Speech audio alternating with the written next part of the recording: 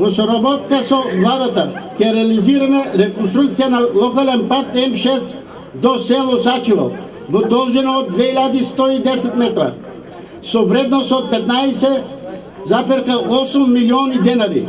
Пари кои ќе се обезбедат со подршка од владата на Република Македонија.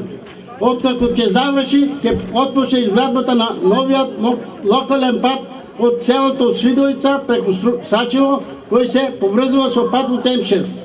Започнување на изградба на канализационен систем, тротоари во Сачево, асфалтирана улици во Сачево, улично осветлување на населено место Сачево, тампонирање на локални патишта, например патот Сачево-Куклиш.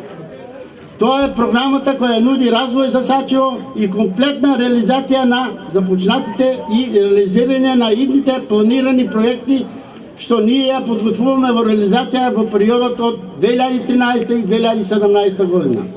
Нашиот кандидат за советник Костадин ви ги пренесе содржината на програмата која е предвидена и е опфатено вашето населено место. Моje задолжение вечерва да ви кажам дека советничката група на ВМРО ДПМН е составена од профили на стручњаци од различни области. Од области кои се најважни за остварување на програмата и за целите на ВМРО ДПМН.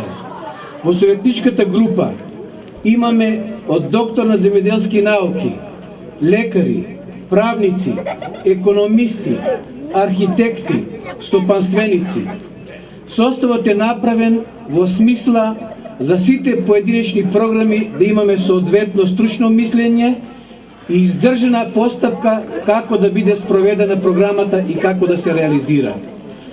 Знам дека вие сте добри домакини и вредни родители. Знам дека произведувате добро и дека знаете да ги згрижите вашите фамилии.